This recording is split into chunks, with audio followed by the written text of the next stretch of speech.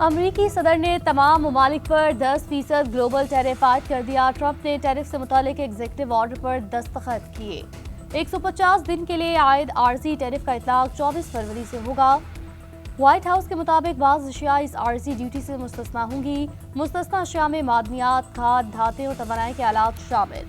ज़र मसनूआत, अद्वियात और अद्वियात का खाम माल भी दरामदी ड्यूटी से इस्तिस्ना होगा। जबकि इससे पहले अमरीकी सुप्रीम कोर्ट ने ट्रंप के टैरिफ को गैर कानूनी करार देते हुए कलअदम करार दिया था।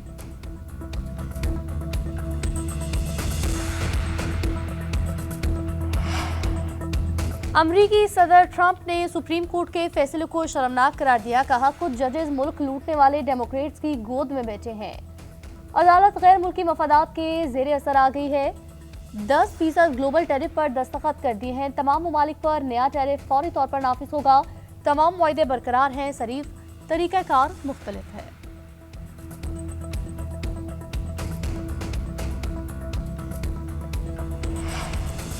अदालती फैसले के बाद अमरीकी वज़ीर खजाना का रद्द-ए-अमल सामने आ गया। स्कॉट बेसेनिक ने कहा, अब टैरिफ के लिए दीगर कवानीन का सहारा लिया जाएगा। रवा साल के दौरान टैरिफ कमोबेश वही रहेंगे जो कि इस वक्त मौजूद है। अब टैरिफ के लिए सेक्शन 232 और सेक्शन 301 का सहारा लिया जाएगा, जिन्हें अदालतों में कई मरतबा चैलेंज किया गया, मगर अदालतों ने उन्हें दुरुस्त करार दिया।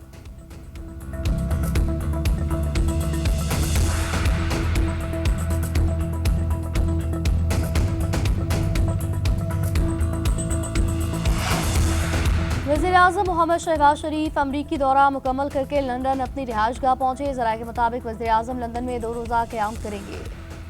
शहबाज शरीफ गज़ा अमन बोर्ड के इजलास में शिरकत के लिए अमरीका गए थे। नायब वज़ीर-ए-आज़म इसहाक डार और दीगर वज़रा भी उनके साथ थे।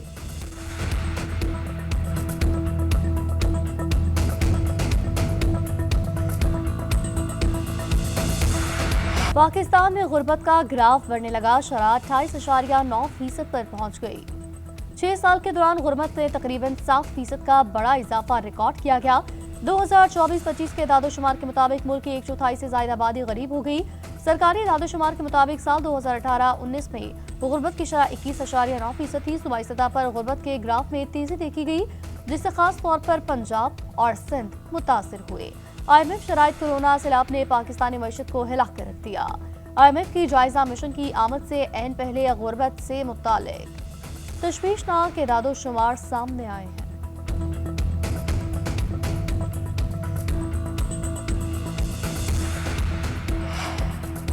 मुल्क में गुर्बत की बुनियादी वजह 2018 से 2022 तक की मौशी बदहाली करार।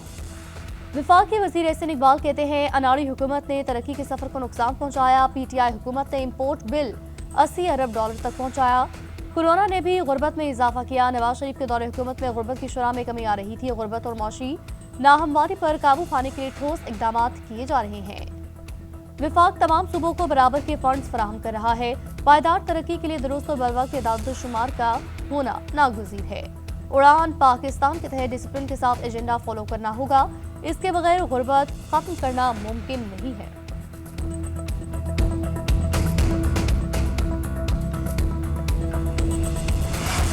डील मिलेगी ना ही किसी किस्म की ढील। बैरून मुल्क भेजेंगे ना ही बनी गाला।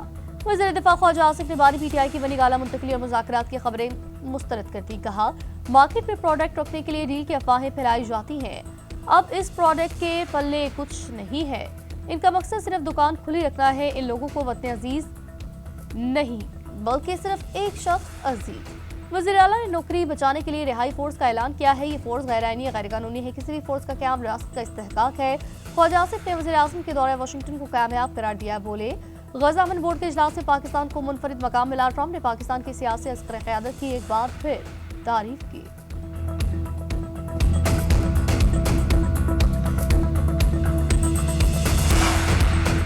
डील की कोई बात नहीं हुई। बानी PTI डील करेंगे ना ही इसके लिए तैयार होंगे। PTI के सीनियर रहनुमा असद कैसर का बयान। कहा, बानी PTI के खिलाफ दर्ज तमाम मुकदमात गैर कानूनी हैं। सारे केसेस इंतकाम की बुनियाद पर बनाए गए।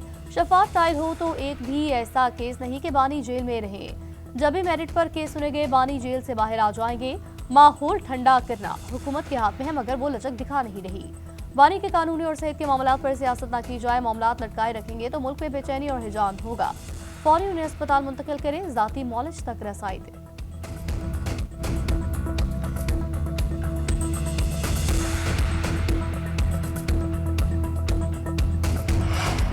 हुकूमत बानी पीटीआई की सेहत पर सियासत बंद करे। बानी की बहनों जाती मौलजीन को एतमाद में लेकर उनका इलाज कराया जाए। कोट लखपत जेल में कैद पीटीआई रहनुमाओं का मुश्तरका खत। रमजान मुबारक में हर किस्म की एहतजाजी तहरीक मौखर करने की तजवीज़। शाह महमूद कुरैशी, उमर सरफराज चीमा, यास्मीन राशिद, एजाज चौधरी, महमूद रशीद ने खत में लिखा, तहरीक इंसाफ के हर सतह के अहदेदार नए सिरे से तंजीम को मुनज़्ज़म करे। तहरीक तहफ़्फ़ुज़ पार्लियामान में भरपूर सियासत करे। पूरे मुल्क में बलदियाती इंतखाबात के लिए तंजीम को निचली सतह तक लेकर जाएं। पीटीआई के असीर रहनुमाओं ने बानी से मुतालिक सदर मुमलिकत के हालिया बयान की मज़म्मत की।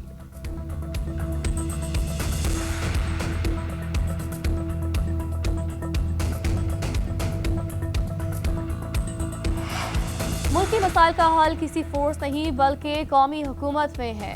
तलखियां कम करने के लिए 2 से 3 साल के लिए हुकूमत बनाई जाए। कौमी साबिक वफाकी वजीर फवाद चौधरी की इस्लामाबाद में तकरीब से खिताब के दौरान गुफ्तगू बोला, नेशनल डायलॉग कमेटी सियासी जमात नहीं, पाकिस्तान में डायलॉग की अशद जरूरत है। तब हम तमाम सियासी जमातों को एक प्लेटफॉर्म फराहम कर रहे हैं। हुकूमत और आवाम के दरमियान इस वक्त फासले बहुत ज्यादा मौजूद हैं। फासले कम करने के लिए सियासी जमातों के रहनुमाओं को एक साथ मिलकर बैठने की जरूरत है।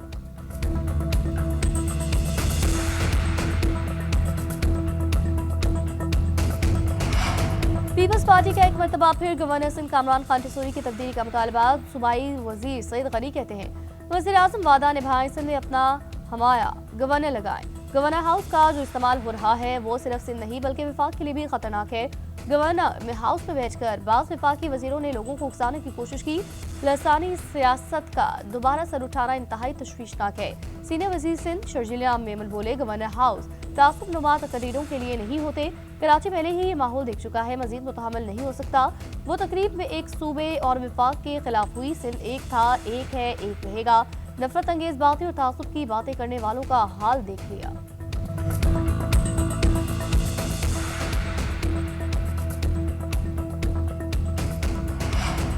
कभी तकसीम की बात नहीं की, इख्तियारात की तकसीम चाहते हैं। किसी की बात का जवाब देना नहीं चाहता। मेरा जवाब मेरा काम है। गवर्नर सिंध कामरान खान टिसोरी का रद्दअमल कहा, गवर्नर हाउस में कौमियत नहीं पूछी जाती। सूबे में किसी कौमियत के साथ जुल्म होगा तो मैं और ये मेरा हाउस आवाज उठाएगा। बिजली पानी गैस न मिले, पुलिस काम न करे तो अवाम क्या करे। IT है, 5 लाख लोगों के लिए इफ्तार डिनर है, 2.5 लाख लोग सहरी करते हैं। रोज किसी न किसी शख्स को एक घर का मालिक बनाना है। हम सिर्फ जुबानी या सियासी नहीं बल्कि काम से जवाब देते हैं।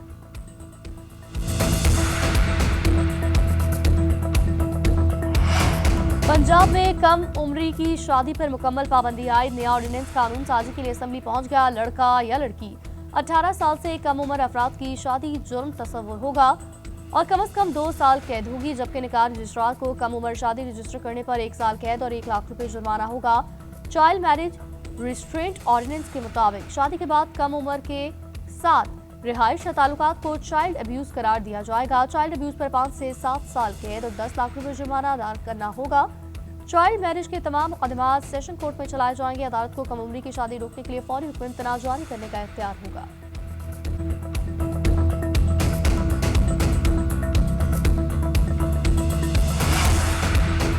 इस्लामाबाद समेत मुख्तलिफ शहरों में गैर कानूनी अफगान शहरियों के खिलाफ क्रैकडाउन। दर्जनों गिरफ्तार रेंजर्स, CTD, पुलिस और इंटेलिजेंस इदारों ने मुश्तरका सर्च और कॉबिंग ऑपरेशन किए। ऑपरेशन 12 के खिलाफ अटल चौक और ढोक जिलानी, रावलपिंडी, ढोक, सईदा, अटक, चकवाल, जेहलम और मरी में किए गए।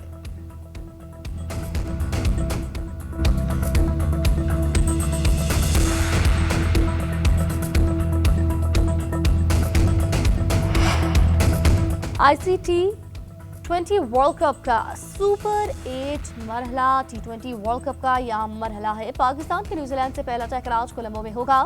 फ्लड लाइट्स में शेड्यूल कौमी टीम का प्रैक्टिस सेशन बारिश के बाद मनसूख। हेड कोच माइक हेसन ने कहा, हम मुकाबले के लिए तैयार हैं। श्रीलंका में बॉल ज्यादा स्पिन होता है।